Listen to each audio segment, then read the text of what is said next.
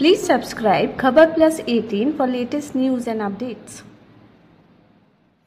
ऐसा लगता है सरकार पूरी मिली हुई है। सरकार की सह पे ही इस प्रकार से जो बजरी चोरी का जो काम है वो किया जा रहा है। जो टोंक से लेकर जोधपुर तक आप चले जाइए, और इसमें सबसे महत्वपूर्ण बात यह है कि जो बजरी माफिया हैं उनके हौसले इतने बुलंद हो गए कि वो पुलिस को भी कुछ नहीं समझते हैं। टोंक में भी पुलिस कांस्टेबल को कुचल के मार दिया था। अभी आपने देखा होगा जोधपुर के अंदर भी एक कांस्टेबल को कुचल के मार दिया। कल भी यहाँ बजरी माफिया के द्वारा कोई डंपर से किसी व्यक्ति को कुचल के मार दिया। तो ये एक आम बात हो गई है।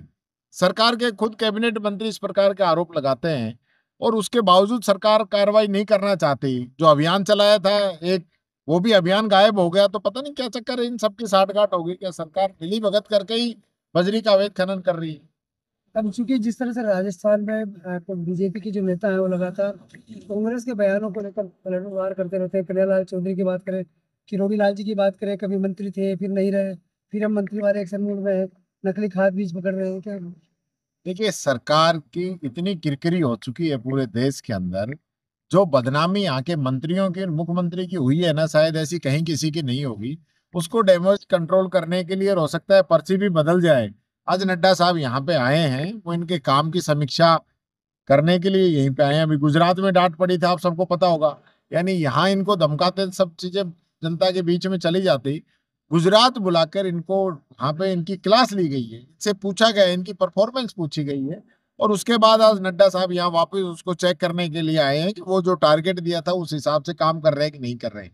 लेकिन भाग के तीन पात ही निकलेंगे ये सारे लोग जिस प्रकार से काम कर रहे हैं। और जहाँ खाद की बात है, प्रदेश के कृषि मंत्री इतना बड़ा जो है स्कैंडल पकड़ रहे हैं, जहाँ गरीब किसानों के साथ धोखा किया जा रहा है, उनकी जमीन को बंजर किया जा रहा है।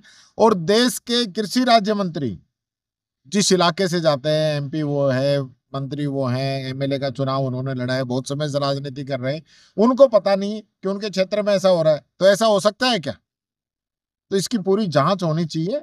ये नहीं हो कि किरोड़ी जी ने पहले जो बजरी के आरोप लगाए थे उस पर कोई कार्रवाई नहीं की, इसी प्रकार से इस खाद वाले प्रकरण को भी ये लोग दबाते हैं। देखिए, पेपर लीक को लेकर लगातार बीजेपी की सरकार हमलावर रही है कि बीजेपी के नेता चाहे किरोड़ी जी हो चाहे दूसरे नेता हो, उन्होंने पेपर लीक को लेकर कई बड़ी बड़ी बातें कही। क्या लग रहा है कि इस तो वो उन बातों पे आ गए क्या?